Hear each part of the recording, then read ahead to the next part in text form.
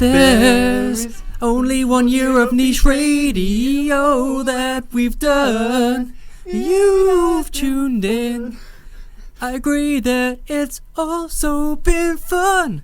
Niche radio. Hello. Ladies and gents. And welcome back to our 1 year anniversary of Niche Radio, the only show that gives you everything you want and need simultaneously. And cheers to that, we're drinking Strongbow Dark Fruits to celebrate. Whoop and hoop. Yeah, whoop and hoop. So, ladies and gents, thank you very much for listening, especially if you've listened to every single one of our shows for a year. You get the star prize. It might actually be Jordan Frayne. Jordan Frayne, if you've listened to every show, I love you. And you may be a little bit insane in there, Jordan Frayne, but you're beautiful to us. You're beautiful. You're beautiful. He is beautiful, no matter what they say.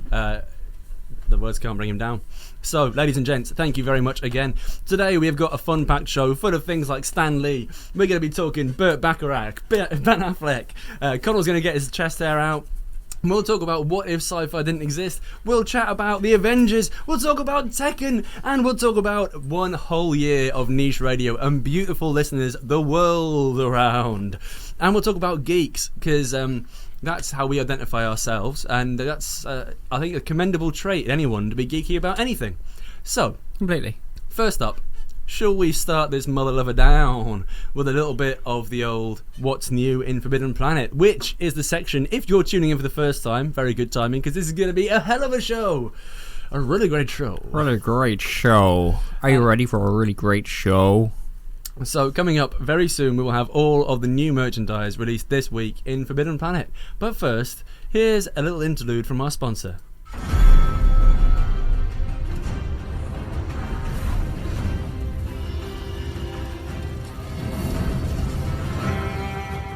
Hello, this is Ian McElhinney here, Varys and Selmy for Game of Thrones. Tune into Niche Radio for everything sci-fi, comics, cult television, and gaming. Welcome to the Age of Rat.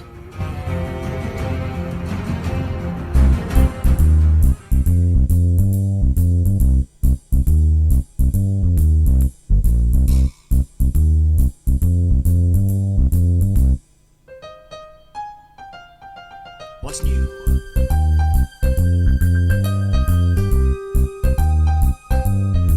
What's new? What's new in Forbidden Planet? What's new? What's new? What is new in Forbidden Planet? Well, ladies and gentlemen, if you have been paying attention, there has been tons of stuff out new in Forbidden Planet, and why weren't you there today? Some of you were. Big up Teflon and Big Dog. You were both there today.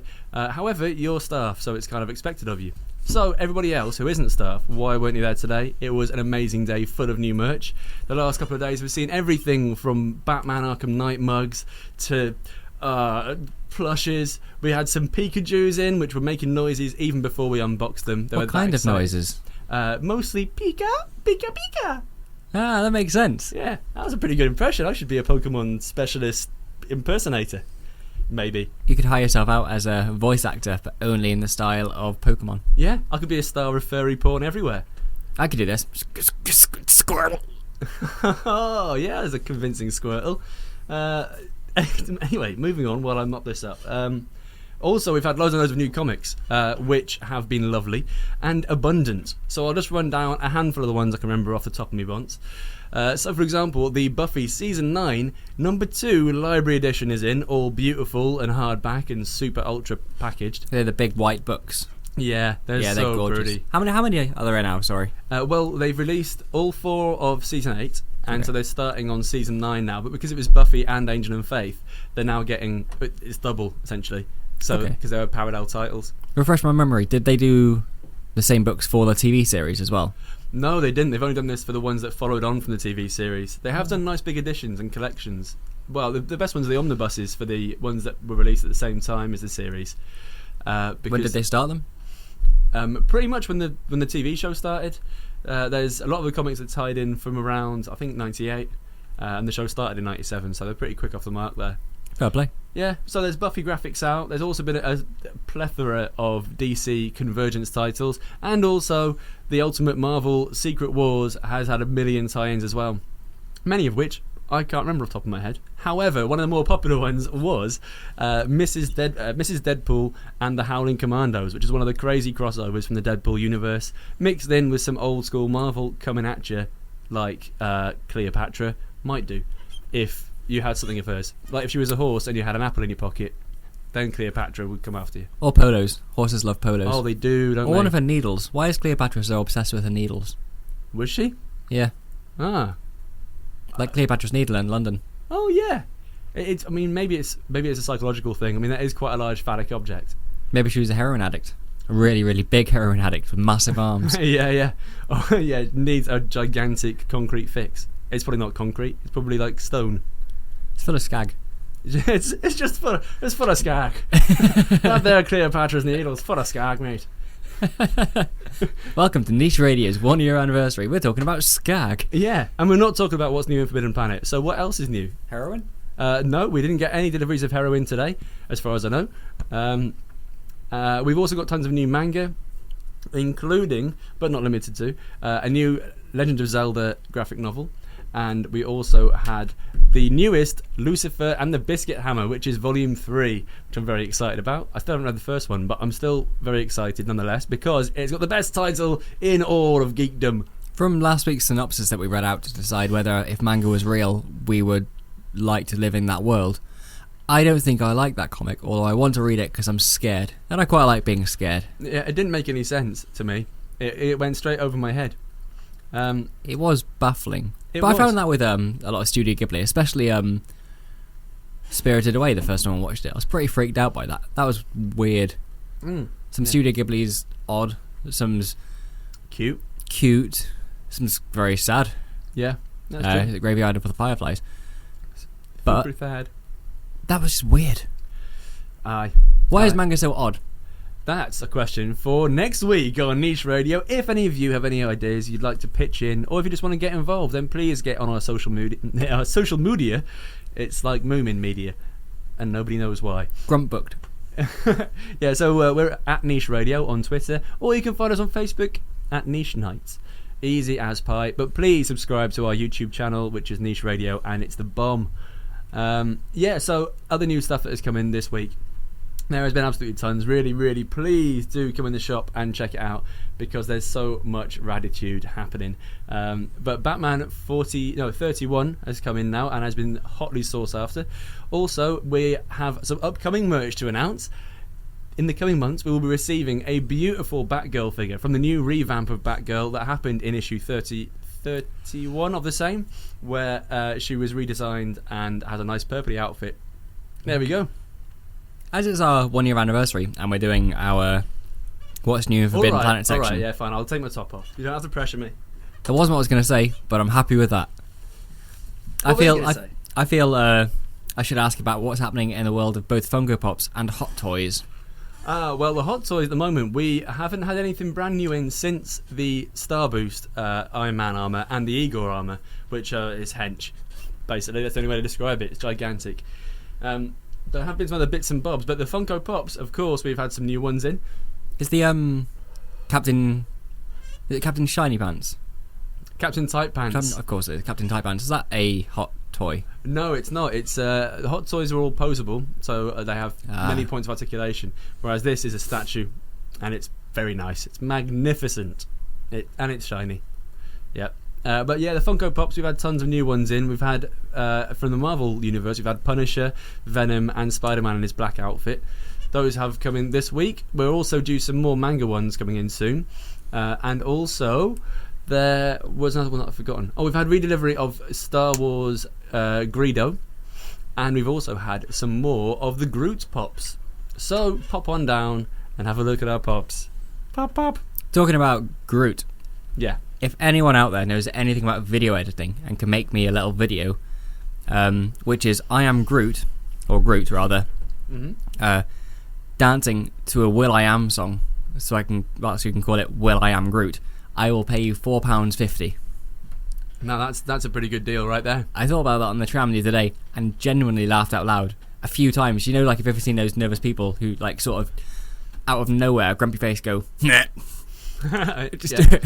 I was doing that for about 5 minutes on the tram. Just thinking, Amazing. Will I am Groot. Quite a few weird stares. And it was worth it, 'cause it's a fantastic idea. Okay, for a future what if, could we do like a what if you could do paid like cruise tours in another person's brain? Wouldn't that be great? It's like, oh yeah, I'll just go on holiday in Connell's brain for a bit. It's gonna be great. That would be awesome. It would.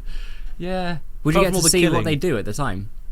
No, you wouldn't be involved. You'd just be involved in like I'm just worried about the fantasy killing. made up word. Yeah. I mean, some people might want a killing holiday. Anyway, talking of killing, let's kill this radio set, boy. Some people do want to have experience killing and all that, like in Caprica in V-World. Yeah. Lots of people do that. Lots of people go and get their head chopped off in a specific game they play in a club where they, what would you call it? Execute someone. Oh. They choose to experience it in the V-World setting and then wake up and they get hit off it. I think it's a fascinating way to think about the future, like pre-Matrix, pre-world. Yeah, being able to, you can act out your darkest fantasies just to see how it feels, and then hopefully not have those pent up aggressive feelings in real life. Yeah, like part of the way through Caprica, they moved on from V-World, which was a nightclub where anything happened. You could have sex with whomever you wanted to, or get killed or kill someone. Things happened, you woke up, you went back in the game. Into a new game, which was, if you died in it, you died in real life, which is exactly the progression of, I don't know, intelligent gaming into AI into the Matrix. It's fascinating. Anyone who hasn't seen Caprica, it's a spin-off telling a former story from Battlestar Galactica when all the 12 colonies existed, including Caprica, which was the main colony, and it's brilliant. I fully recommend it to anyone. Also, it's only one season long, and you can watch Caprica without knowing anything about Battlestar. What if? Okay, so just as a pre-what if to warm up our like brain nodules for the next what if. What if you could feasibly kill somebody in AI in like virtual reality in V-World, and there were no consequences? You could just enjoy it, or not, depending.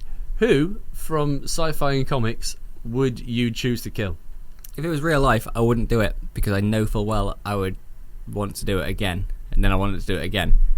And Yeah, well, you do have a bit of a mass murderer thing about feed this you. But bloodlust inside of me. yeah, oh, I mean, it's But just who would I fair kill in the dues. comic world? Yeah,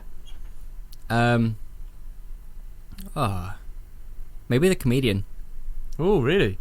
Just kind of say I did it. Yeah. I had the last laugh. Yeah, so then when Rorschach's like, a comedian died in Manhattan, you can be like, oh yeah, it was me, mate. And you'd be like, oh, that was easy, thanks. Someone's after masked killers. I watched that the other day. It was great. Kill Rorschach. I've just got a thing about cold beans. Can't stand them. Could do, yeah. I think I'd kill one of the annoying characters, like I don't know, Batmite. He's pretty annoying. He pops up everywhere. In fact, he's had an issue 1 turn up last week in the comics section. Or maybe I'll kill off Doctor Who in comics just to see the look on every angry nerd's face when they turn up the next day. Shut up. That's pretty mean, I guess. Captain Britain. Oh, actually, I don't like Captain Britain very much. That'd be a good shout. I've endeared to him a little bit now because one of the first things I read with Captain Britain in sucked. Please never read the Civil War spin-off, Civil War Uncanny X-Men. I thought, Civil War, great storyline. Spin-off, brilliant. Uncanny X-Men are my faves. This is going to be lovely. And it had something like 2 X-Men that pop up in it a bit. One of them who's Captain Britain's sister, Psylocke, and not my fave. And then he just goes around in alternate realities and he gets a bit confused and it's just awful. But since then, I've read some stuff where he's been hunting vampires in a kind of in like a MI5 kind of way. No, that's quite cool.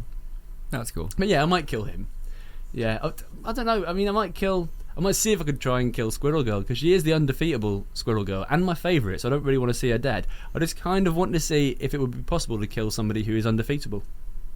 I like that. Yeah, just like test the boundaries of space-time, you know. I'm just very conceptual like that. You know, they call me highbrow. I don't know why. Can I kill the Highlander? I'll chop off his head and I will be the only one. Yeah, they kind of... Oh, I don't know. I'm going to kill Afro Samurai. Oh, no, Yeah. I'm killing Afro Samurai. No. Get out of my house. I called it. Damn I'm it. going to be the Afro Samurai, the #1 God killer. Alright, then I'm going to kill Nick Fury and take you on. with mate. using your own voice against you. Oh no! So I won't be able to talk. I'll be like Nick Fury, not be able to shout out commands to the Avengers because you'd have my voice be an Afro samurai. You'll just be there, like badass with a sword covered in blood, saying, "I look stupid today." Damn! I wish I only had this internal monologue and didn't have to speak out loud. I look stupid. Which one of those was meant to be a Samuel L. Jackson impression? Neither.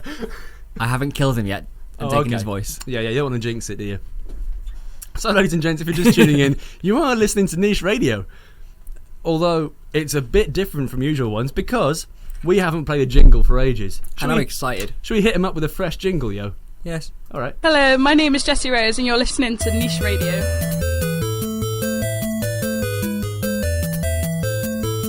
Quiz. Quiz. Quiz.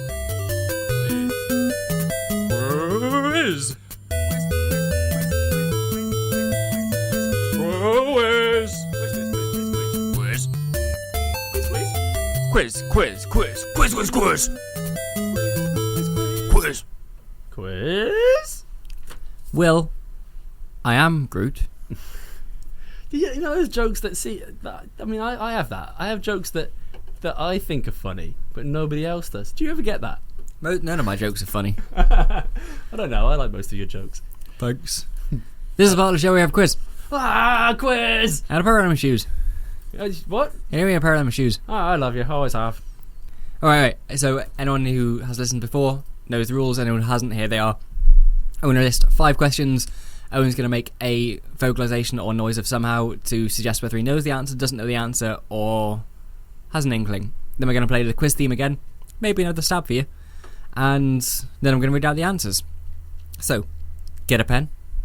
I got one. Or you've got your keyboard because you're listening on your computer, so that works too. Are you ready? Good. Yes.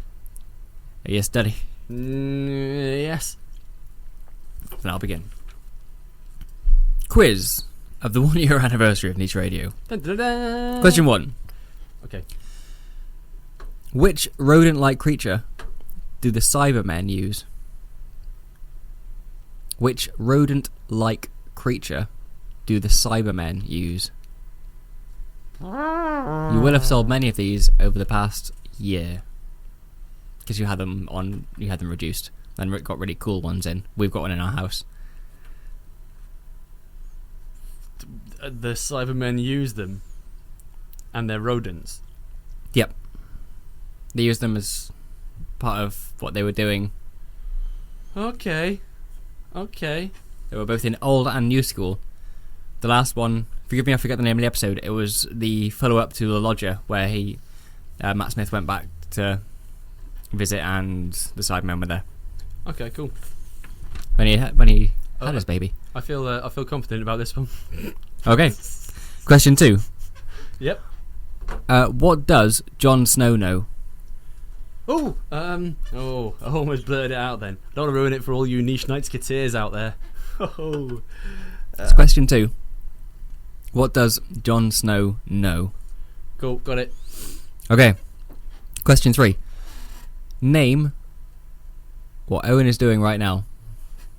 It's making an orgasm face whilst running a cold, sensual can of Strongbow across his chest. You were supposed to tell everyone, man. That was private time. Question 3. Name the next Star Wars film. Oh. What is the next Star Wars film going to be called? Oh, lovely, another beer. Ba-ba-ba-ba-ba. Oh, I think I've got it. Good? You good? Maybe. I don't think I've got any of these right yet. I reckon you'll get this one right. Question 4. Name Felicia Day's web series. Teflon, big up for you. Totally lovely. I'm not sure who loves Felicia Day more, me or Tony. Or Connell, for that matter. I mean, we all love her quite a lot. Maybe we could all love her equally. She could have like a harem of guys to marry her. I'm the only one that she's made love to. I don't believe you. I'm the one with the least hairy chest, so she's into that. I'm a shoo-in. If she's like, oh yeah, love a man with a bald chest, me, because that's how she sounds in my head. Not American or wherever she's from. Bolton. Yeah. Oh yeah, I'm Felicia Day and I love a man with a bald chest. I'm going to go out with Owen because he's the nicest. Damn. Yeah, see, that's how it plays out in my head. I'm going to wax my chest. Question 5. Whoop. This is a pretty tough one. Oh, This is a really tough one, let's be honest. Fliggity googity snap. So, I'm not quite sure what I'm going to do about this. Don't think there's any chance you're going to get it right, but I think you'll really like the answer, which is why I chose to ask it. You set me up to fail, man. I thought we were cool. Who wrote the Final Fantasy VII Victory theme? Oh. Do you know it? I'll be dead impressed if you know it. No, I don't think I do actually. But I've written something down, and I think it sounds a bit like what I think it is, but then again, I can't spell it. So I'll leave it at that for now. Okay. So you should just explain at length, perhaps, how this quiz runs down while I figure out how to put in the quiz theme again. I've done it. It's okay. So how does this work out? How do we mark this quiz? Okay, cool. So stay tuned, and we'll give you the answers in a sec.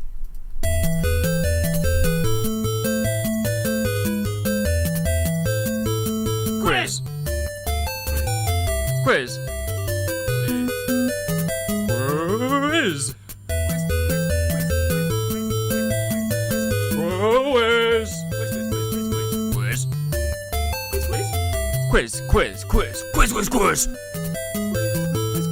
This is the part of the show where we give you the answers to the quiz. Oh, okay. So how do you think you did, Owen? I don't think I did very well. I think I've done better in our quizzes. Fair. Alright, well, let's go straight into it. Mm-hmm. Question 1. Yep. What is your answer? Which rodent-like creature do the Cybermen use? Okay, well, I'm going to be honest, this has to be specific. Okay, yeah, well, I do have two answers for it, but they're very similar. Because basically, I visualised that the Cybermen would probably use something with a very long pointed, rodent-y snout. And so I went for either the vole or shrew, because both of those have quite a long, pointy snout. They'll be good at infiltrating places, and quite hard to detect because they're both quite small rodents, mostly found in Britain, but you can also find them in many other places around Europe, and in fact across the world. So, vole or shrew is my final answer. Why did you go with long nose? And British. Because surely that's why. Cybermen love long-nosed British things, right? I mean, have you not watched Battlestar Galactica? The answer is the Cybermat. Oh wow. Cybermat with an M. You know what? I would have totally got that because I know what they are, and we do sell them loads in the shop. We've got one in our house. Yeah, but in my head, all the time. In my head, when you said Cybermen, I heard Cybermen. But my head translated it. My head brain translated it as Cylons. So yeah. So that's what I was like. Oh yeah, Battlestar Galactica. That's in that one, right? That makes sense with your absolutely insane answer. So I'll tell you what. If you get question 5 right, you get 5 out of 5. Really? Yeah, oh, now the pressure's on. Here's one. Yeah, let's be nice. Okay, and voles and shrews are quite nice. So I think they deserve a mention anyway. That's true. Yeah, I mean, if it's incorrect. Big up to voles and shrews. Word, but not stoats. If anyone would like to talk about voles and shrews, I think in this year and years previous and only modern times though, you put a hashtag in front of a word and then it's popular. Do that. Yeah. Hashtag voles and shrews. Rad. Doesn't mean number. Apparently it means hash. Question 2. Seriously, is that why my dealer's not getting my orders? You think you're asking for a date all the time? Maybe I am. Well, what does Jon Snow know? Question 2. What does Jon Snow know? Well, for this one, I put nout.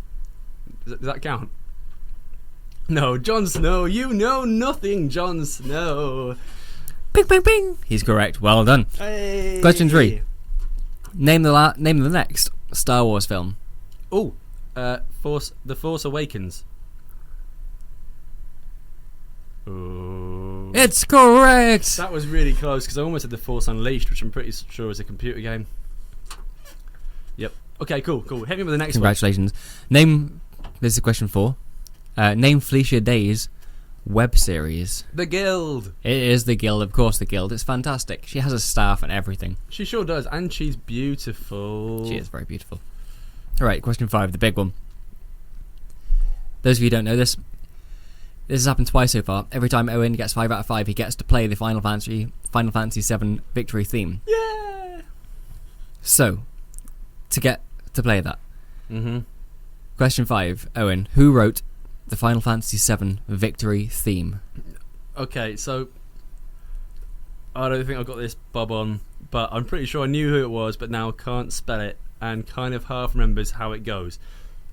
So in my head, I think it's Nobu Uematsu? Is that close enough? Even slightly? No. Oh! Do you mean the same guy that wrote this, right? Yeah, that one. Oh, okay. Oh, if I didn't get it right, so I can't hear that amazing theme tune. As he tries to play it again. What, you want to play it again? The answer was Gakt Kamui. I hope I've said that right. It's Gackt Oh, so Camui. Oh, okay. Well, because I have an MP3 of it at home, which is, I'm pretty sure, is a version of it, and it's credited as saying it's Nobu somebody, but maybe that's the guy who made who came up with the idea for Final Fantasy, or maybe it's the guy who's the conductor of that particular ensemble, because it is an orchestral one. The funny thing is, I found out today, the Final Fantasy VII Victory theme isn't actually the Final Fantasy VII Victory theme. It's the Final Fantasy Victory theme, and each time they tweak it. Yeah, but the one I prefer is the 7 one, because it's the classic one for me. It's the defining one. He wrote them all. In fact, he wrote one and they tweaked them. Huh, that makes sense. Wunderbar. Well, talking of Felicia Day as well, here's a little snippet of her singing, just to illustrate how beautiful she is. Here's a story of a girl who grew up lost and lonely, thinking love was fairy tale and trouble was made only for me. Even in the darkness, every color can be found. Hey! So that was a celebratory Felicia Day, Penny's song from the incredible Dr. Horrible's sing-along blog. So for those of you who don't know, we're changing the show slightly, and we'll be telling you more about that at the end of the show. We sure will. But for now, we've started doing a niche review. And we're advertising mostly around Manchester, anywhere really. And we've had a few in, but we've yet to go through them all. So we've done 2 reviews of independent artists. We've done 1 independent comic, 1 artist. And on the weeks where we don't have anyone local or anyone independent, we're going to review anything we liked around the sci-fi world. Yeah. And as this week is our anniversary show, we decided to do the Omni Hero. Oh, I like that. Ever brilliant, the bloody champion. Any more? The man who may even beat the Doctor in my affection. Whoa. The one man who John Barrowman fancies. Wow. The one man to rule them all. Jon Snow knows one thing. How good this man is. And that's his name.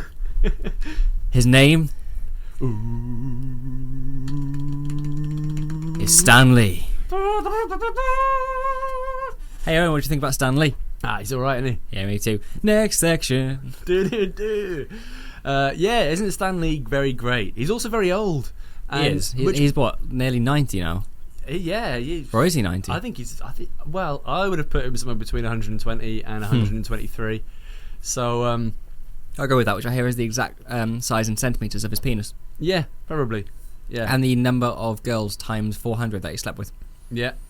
And the amount times 1,000 of awesome comics he's written, and also the amount of characters in the comic, and especially, well, the Marvel Universe, that he's created. Although we should put in a mention here to Steve Ditko, who is often uncredited for the majority of his incredible works. Some people might argue that Stan Lee's taking credit for some of these works, but he's the only one who's alive, so he's kind of won the argument. Yes, that's fair. Or at least he's taking the credit for it, so fair dues to him. Excellent moustache. Excellent choice in houses as well. Yeah, lovely house. We posted a while ago, Stan Lee was selling his house and posted it publicly. You got to see what was inside. He had a nice place. You sure did. Really, really. So, anyway, let's talk about Stan Lee. Yeah? For those of you who don't know, there's a thing called Marvel. Right, okay. And it's really good. It's got a red triangle. No, a red rectangle, sorry, with white writing inside, which says Marvel. And it's got to do with superheroes, superpowers. Right. They print it and tell you the story, and in later days they've been turned into visualized effects like television shows and movies. Wow, I think I might quite like this. It sounds pretty cool. I think you'll be into it. If you were to work in a sci-fi shop ever, your life might be controlled by his life's work. Yeah, well, in that case, I look forward to it. I'll have to bone up on it. That's everything we know about Stan Lee. Okay. In fact, what is your favourite Stan Lee character? Well, I would say Spider-Man, although that Spider-Man is the one that everyone references whenever they talk about a Stan Lee and Steve Ditko kind of battle over who was the creator of it. But whoever created it, I think Spider-Man's my favourite because he was the first one. I wouldn't have guessed that. Yeah, it was the first one that was more human than the rest. Before that, it was very like kind of big, out of these worlds kind of ideas, like the Hulk and the gamma rays and the stuff. I mean, that was kind of cool because it had the human side, and then he turns into this crazy rage monster. I think a lot of it prior to Spider-Man was like was more fantasy. You can dream about being this character. If there were no consequences, you could do this and all that. And then suddenly Spider-Man came along, and it was, hey, you kid sitting in your bedroom, you might be bored at school, you might be getting bullied, you can relate to this. This is just an average chap, and look how cool things can be. Yeah, and even now, after all these years, he's Peter Parker's still having troubles with girls. Yeah. Still not managing to keep his superhero life, his private life, and his work life, in a balance. Not everybody likes him. There's people that actually actively, like J. Jonah Jameson, who actively go out in the press and try and bully Spider-Man into submission, and so he does still face the problems of real life, which, I mean, we could attribute it to just being a teenage thing, but it's really not. I mean, all the way growing up, we're always going to find adversity and troubles and overcome them however we can, which is exactly what Spider-Man represents. I think the humanist struggle rather than holy crap, it's a crazy big guy who's all green and stuff. True, and I think with great power comes great responsibility is the best line ever written in comics. Yeah, ever. I think that's fantastic. That's it's the deepest and most concise, I think. It's a wonderful bit of inspiration to anyone growing up, which is who like Spider-Man was aimed at. Like it's just like it's like coming of age as much as it is. Yeah, and although it's not said, it's kind of implied that no matter how insignificant you might feel, or how much power you may not have, the power you do have is very important, no matter how little. Yeah. Well, there we go. So for the anniversary show, I think that's a pretty heartwarming thing. Should we just end it there? Yeah. Okay, but it's been a lovely year, guys. I'll see you later. Goodbye, Owens Rose. May you never. Okay, so we should put this out to a vote, ladies and gents. If you are at all interested in getting your voice heard on the radio, please let us know which of Stan Lee's Marvel cameos has been your favourite. You can do this on our Twitter. Please tweet us at Niche Radio, and we'll talk about it next week. Also, you can get in touch on our Twitter for the Fab Radio International, which is at Fab Radio Int. And also, you can get in touch on our Facebook if you search for Niche Nights. Please, please, please get in touch. We would love to hear what your favourite Stan Lee cameo is. Also, if you're listening back to this either on Saturday, hello Saturday, you're the future. I feel like a superhero when I say this. Have you guys stopped war yet? I'm hoping by Saturday there's world peace. Because I'm going away at the weekend and I don't want to come back with like war and cancer and stuff. Yeah. You better have solved it all by Saturday, guys. Future me. If you're listening back, on YouTube, please subscribe to our YouTube channel. It's Niche Radio on there. It's easy to find because you type in Niche Radio, and there we are. We put a show on every week. There's a comments box. It doesn't matter if you write it tomorrow, today, next year. If you're listening to this, right underneath, we always get notifications, and it's like, well, it's just always good to hear if we're still doing the show in 10 years' time and we get a comment. If we're not, I can't, it'll be great. I'd love it, yeah. So yeah, anytime, please write on underneath and answer any of the questions, even if it's from a previous show, because that's fun. I like it. Aye, it is. So what's your favourite Stan Lee cameo? My favourite Stan Lee cameo? Yeah. I really liked when he was in Edward Norton's Hulk and drank the aid and was like, whoa, died. Yeah, That was really good. yeah, that was a good one. I'd admit the new one in Avengers 2. I think I'm probably safe to spoiler it now, aren't I? Actually, I've not seen it. Oh my god. Did you walk out of the cinema early? I went to the toilet, like I ran. So I was in the back seat because Oh. I was going to say I was making out with someone. I wasn't making out with anyone. Oh. I was just in the I'm back sorry. seat. I was in the back seat and I was bursting. It's like, well, it's fairly early on. There's no way I'm going to hold it. I ran down the stairs, ran to the toilet, ran back, and my mate was like, "You've just missed Stanley's cameo." Oh. What? I was probably gone for 12 seconds. Have you watched it since? No. It's on YouTube and stuff. Oh. Well, it must have been in Tony Stark's Barbit. No, sorry, Howard Stark's Barbit. Yeah, it was. Wait, how was it? I missed. I know. I thought Stanley's cameo wasn't it when they're drinking in the bar? Yeah. Yeah. I thought that was in the main film. Yeah. Oh, okay. Oh, right. Anyway, sorry. I thought thinking it was an end of credits thing. Yeah. Well, yeah. It was when they're in the bar, and they're all talking about this like special like Asgardian drink and whatnot. And yeah, Stanley's being a war vet, and he's like, "Oh no, go on, pull me a glass," and has a drink, and it just cuts to him being carried out, I think by Falcon and War Machine maybe, or somebody. And he's just kind of drunkenly going, "Excelsior!" That was good. I thought the kind of nice subtle one was in Daredevil, the Ben Affleck one, which we'll hear more about later. Stay tuned. I've not seen that because I don't like Ben Affleck. Oh, okay. Well, Until maybe later. Well, there's a bit where a young Ben Affleck, young Matt Murdock, is about to cross the road, and Stan Lee kind of bumbles past, and he's about to cross the road and get hit by a truck, and young Matt Damon just... Matt Damon? Young Matt Murdock. Matt Damon and Ben Affleck aren't the same person. I need to remember this. Sticks out his cane and just stops him and saves his life. But it's like a little subtle one. That was good. Or the one where he's eating hot dogs on the beach in X-Men. That's also very good too. Just in case anyone's forgotten, you're listening to Niche Radio. Hello, you are listening to Niche Radio.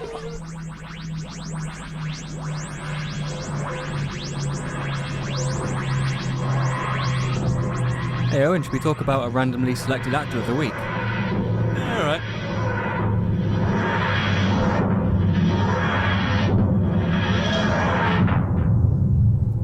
So, Ben Affleck. He's our randomly selected actor of the week. He is. We were thinking, he got a fair bit of stick, and in my opinion, rightly so, for Daredevil. But you just said you haven't seen it. Is it just because he's a dickhead? I turned it off. I have seen it. I've got I bought one of those box sets years ago, which I've destroyed actually, so I need to buy again. With X-Men 1, 2 and 3, Elektra, Daredevil and the Fantastic Four, I think it was. Oh god, yeah. The dark days. Not a good Marvel box set, but yeah, it's totally wrecked. I left it in the sun and it's probably covered in beer. But anyway, so I watched that and probably watched the first 25-30 minutes. I was just so angry with Ben Affleck being Ben Affleck that I Ben Afflecked out and Ben Afflecked. I mean, he does get a lot of stick, and like the stick he gets for being Batfleck now with his upcoming Batman Superman film, where he will be Batman, which of course is an iconic role, which I would prefer go someone like Anthony Hopkins that deserves it. You say that, I've heard so many good things. I've heard people like, I really hate Ben Affleck. Yep. Ben Affleck seems like he's going to be a terrible Batman. Oh wait a minute, this looks like it could. That looks awesome. No, Jesus. See from the beginning though, as much as I think that Daredevil wasn't great, I don't think it deserves quite the flack it got. It was cheesy as hell. Affleck. But to be fair, all the superhero films then were cheesy as hell, and some of them still are. But I enjoyed it. I could watch it. Fantastic Four was terrible then. Yeah. Okay, that was pretty bad. Especially the second one. And That was the Elektra. worst. Jesus. So yeah, Ben Affleck, not great. But in Batman, it's going to be okay. Because when he's Bruce Wayne, all he has to do is act like a smarmy, overprivileged douchebag, which I'm pretty sure he's got down as already. And other than that, it's only really his chin and mouth that have to act in that suit. That is the rest. And occasionally, if he goes, Batman, then it'll be fine. That acting done. Paycheck. I'm actually quite excited to see him. I think he'll be good. I hope so. I mean, meh. Realistically, he is the person he is. We've seen him in many a Kevin Smith film, and it's blatant his character. Yeah, I mean, I think it'll be okay. I'm more worried about Superman, to be honest, because I didn't care for the last Superman film at all. I don't really care for much Superman. In fact, DC, they're almost dead to me. I'm interested to see how they cock up next, and that's it. Yeah. Batman is the only DC I like. Other than that, it's dead to me. What? Oh yeah, fly around the world the other way around to turn back time. What? See, that It's stupid as that Crunk. Captain Crunk.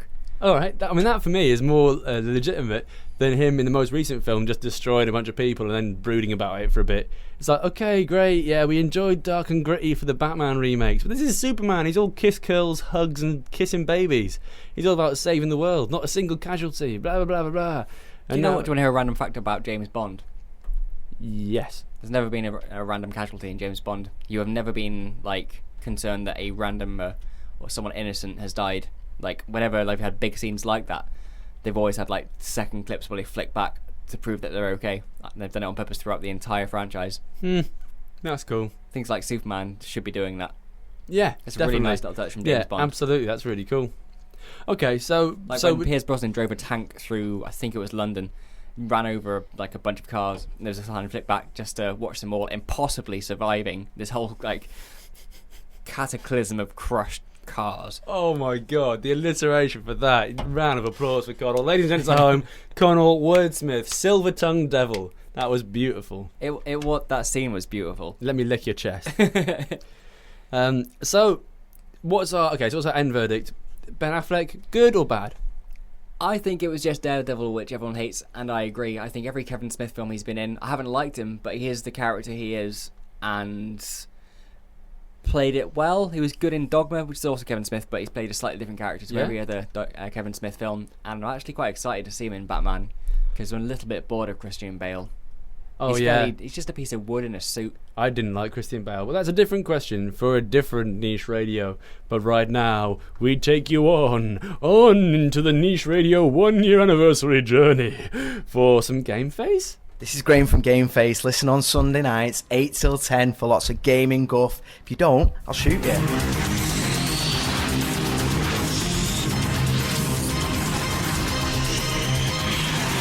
What if Wolverine's bones were made of chocolate? What if Doctor Who used his powers to evil? Oh, what if the Simpsons were all topless? What if Bruce Banner never went to school? What if... Shut up! Niche Radio tells you what if. So, today, as we've said 7 times until now, is our 1-year anniversary. We thought we would save the most important what if question of all for today's show. So, here it is. What if sci-fi didn't exist? Well, I've got quite an opinion about this. I mean, life would suck, sure, because sci-fi's great. However, humans in storytelling... You see where this is going, right? I'm putting my educated face on now. It's like one raised eyebrow, and then I put my hair into a side parting. Is that why they call it highbrow? Yeah, probably. So, humans have always had stories of adventure, the unknown.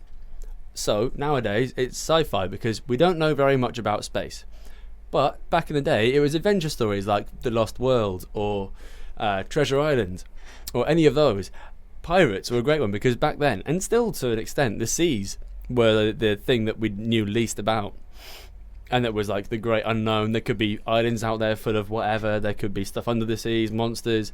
There could be the edge of the world, literally, before we all realised it was around. You could argue to an extent like sirens and krakens and all that were science fiction. Yeah, exactly. I mean, it's myth, which is what science fiction is. It's myth of the stars. Not to offend anyone, but you could say that about the Greek gods. Yeah, absolutely. Yeah, those kind of ideas of the Odyssey and the Iliad. I mean, those are just kind of massive missions, basically, like crazy adventures off into the unknown to discover stuff, to fight stuff, to kill stuff, bring back stuff, to boldly go to where no one has gone before. And it's all as fantastical as Mr. Fantastic or anything like that now. It's all daft. Like what is his name? The chap who turned into a flower because he's forever looking at his reflection in the lake. No, Narcissus. Things like that. He turned into a flower because he was looking at his reflection, or the man who got wings on his feet because he ran everywhere. Yeah, or the guy who built.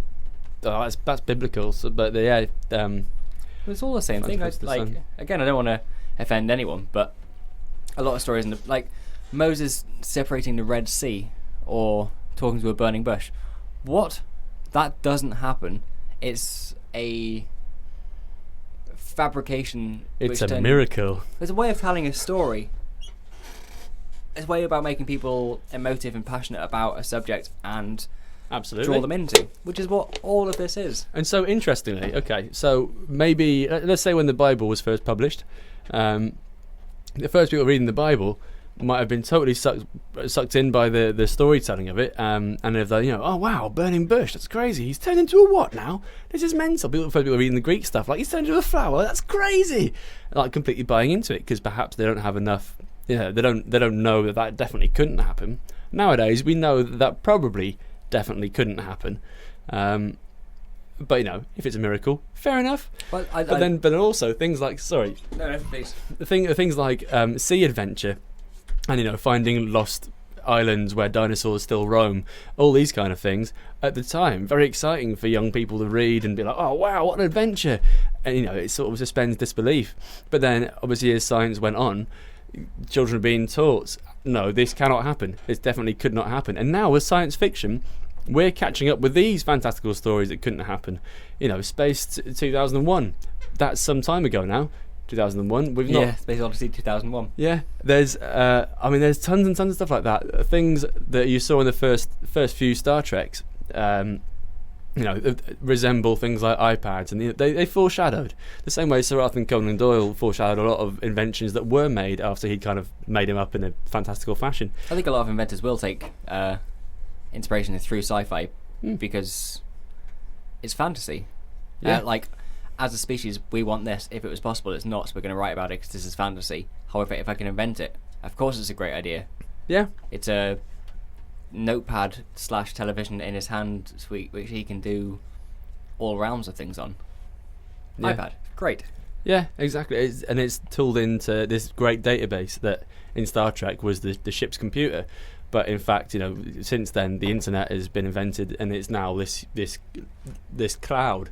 This metaphorical cloud that stores all this information somewhere on some servers, all hanging about everywhere. It's fascinating now. I always like I like science fiction, which is I like it a bit dystopian, but that's aside. I like science fiction which is just slightly in the future or just slightly out of the realms of possibility. Anything which could be real but isn't quite. Which I think is the same as you were saying about pirates, because there were privateers, there were pirates. For those of you who don't know, privateers were essentially pirates hired by the crown to go out and do their bidding in this crazy world of oceanic terror. But that was just outside of reality, or at least not what a young boy at home growing up would know about. So people would come back and tell him stories, which is the important thing, and they'd exaggerate things like, I don't know, they saw a octopus and it turned into a kraken, or things like that. One of them probably cheated on their wife and it turned out to be a siren, sort of thing. Things like that. Yeah. It goes back to what you were saying a minute ago about I don't know, ancient Greece or the Bible. It would have just been people telling stories. Arguably, Jesus or people who wrote the Bible were some of the best storytellers of all time, because those stories have lasted a long while. It's not for me to say anything. I don't believe in any of it, but those stories have lasted a long time, which is an interesting point, because I think it proves that science has outdated God, because science fiction is more more prevalent now than stories like that. Ooh, well, could you argue that God is an analysis?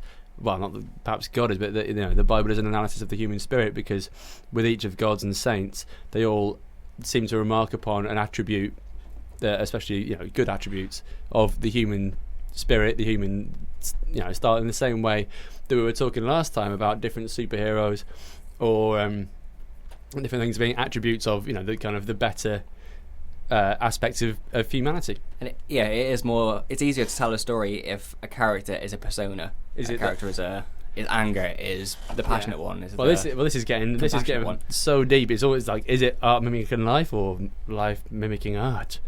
I think if science fiction didn't exist, and let's face it, science fiction only came about after World War II, like, people started looking towards the future. And back then, it was really optimistic. Space buggies and stuff, right? Yeah, like, oh, this could be real. And then it got into a bit of a recession again, and it was all doom and gloom, and then went back into, like, the 80s, sort of, really, like, we'll have robots and pods flying around London in 25 years' time, because it's nothing. And then it's gone downhill again. But still sci-fi lasts, because people like to dream. Yeah, definitely. If science fiction didn't exist, the world would be a less advanced, more boring, less inspiring, void hopeless place. Yeah, because that's what sci-fi is. That's what fantasy is, well, and what storytelling is. It's hope for something different, something other, something better. Yeah, hope gives meaning to the future. Like sci-fi gives everything. Oh, I love sci-fi. Yeah, so do I. I'm getting choked up, man. Oh, happy 1 year anniversary of Niche Radio. Ladies carried away then. But ladies and gents, if you're just tuning in, this is our 1 year anniversary show, and we love you.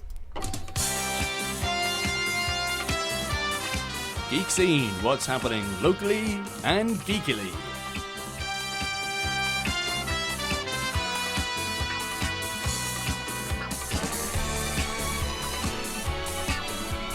Sup. So, what's happening locally and geekily? We are what's up. We're what's hip happening home slice. You better believe it, because we're here for real, and check it out. We've also got some great news this week. It seems that the legendary The Pirate Band, which I'm sure all of you have heard of, have reformed over this week with new additions. But there'll be a lot more of that if you go to The Pirate Band on Facebook or check out The Pirate Band on YouTube. For there are great things happening. If you like people dressed as pirates, singing songs about pirates while drinking horrendous amounts of rum, you'll probably like this. And they play gigs all around the Northwest, and they'll be playing gigs near you awfully soon. Do you want a gig at my work? Yeah, sure. Cool, I'll try and sort it out. Going to be after September. Yeah. Sweet. Right, so so along with that, there's also the incredible Tokyo Chips happening tomorrow night. Tomorrow night? That's crazy. If you're listening on Saturday, I'm very sorry you've missed it. But if you're listening right now on Niche Radio, it is tomorrow, Thursday, the 11th, at Fab Cafe Manchester in Portland Street, Manchester, run by the incredible MYK Mike, and also full of legendary artists of the chiptune scene, including Harley Likes Music and the incredible Jewel, both of which have rocked our socks off before and will be very, very fun. There's also a showing of a Studio Ghibli film, The Puta, Castle in the Sky. Teflon, if you're still listening, I know this is one of you and the missus's faves, so you should probably come down for it. There'll be DJs as well, the lovely DJs of Niche Nights, playing all kinds of wonderful anime tunes, gaming tunes, and other stuff. There'll be a gaming competition run by our very own legendary Game Face presenter, Graham. So you've got to go down and play all the cool games, with prizes donated from Forbidden Planet Manchester, and Mike's amazing hairdo. Mike does have an amazing hairdo. He does. So big up to the Niche Radio, Niche Nights, massive, and go to Fab Cafe tomorrow. Very quickly, because I think we're running out of time. We've got a bit excited and carried away with ourselves. But why wouldn't you? Because we're such wonderful company to each other. I don't know about you, but there's a handsome man sitting in front of me. Briefly, I want to tell you about next week's show and the shows after that. We're calling this the end of Series 1. It's a decent length for a series. Next week, Season 2 starts. About a quarter, we're going to start doing them. So there'll be 4 seasons next year. We're changing it up a bit. We're doing the niche review, and again, like I said, we've got a few on board. We're looking to build up a few before we do it every week for independence, which is why we're doing things like Stan Lee, although I was very pleased to do Stan Lee today. Yeah, it was good. If you've got anything, please send it in. After the niche review, which will be our segment after What's New in Forbidden Planet, we're trying to get some interviews as well. So we might either do an interview or niche review. We'll see how it goes and see how many we've got, really. So yeah, we're mixing it all up a bit and changing it around. Please let us know what you think. If there's anything you'd like to hear, if there's anything you'd like us to add. Excellent stuff. There'll be tons more happening, so please get in touch. And coming up next, we have... Ladies and gentlemen, welcome to the title fight, the greatest moment in superhero versus supervillain history. In the red corner, the almighty, the upstanding pillar of all that is good, and in the blue corner, the devious, the Machiavellian, the dastardly loser of all time. Who would win in a fight? You decide. Ready? Fight! Okay, so today we're talking about who would win all of the Avengers versus all of the cast of Tekken. And it's all of the Avengers. We're not going to discuss it. It's clearly all of the Avengers because there's been many Tekken games, all of which have many very badass characters. But the Avengers have had tons more over the years. So if you were to include every Avenger, every Secret Avenger, every Young Avenger, every West Coast Avenger, they would just massacre them. And that's all we have to say about it. If you disagree with me, if you think the cast of Tekken could totally take any of the Avengers, all the Avengers, please get in touch on our Facebook, Niche Nights. Please get in touch on our YouTube, Niche Radio. And please get in touch on our Twitter, which is @Niche Radio. And coming up, a quick moment from our sponsor, Connell. I would quite like to see... the cast of the Avengers just sat around that table without Mjolnir there, just laughing at Law doing flips. Like, no, mate. No. Yeah, you're all right, mate. Yeah, would you say the same? Avengers over Tekken? Yeah. I think just because of the numbers, because there's been so many, like Avengers, and there's been a lot of Tekken characters, but they mostly reuse the same ones for most of the games so far. When they pass it down like Forrest to Marshall, they're pretty much the same. Yep. So you've been listening to Niche Radio here on Fab Radio International every Wednesday from 6 p.m. till 7 p.m. If you'd like to listen again, subscribe to our YouTube channel Niche Radio or follow us on Twitter @Niche Radio, and please tune in next Saturday for our repeat, which is on the Super Sci-Fi Saturday. And big up to everyone who's tuned in once, twice, or 3 times a day, or every single week for our last year. A big congratulations to you all and to each other. Congratulations, Connell. We kicked this ass. Well done. Thank you very much. A whole year of ass kicking. You know what? I'm so pleased with this last year that I think we deserve this.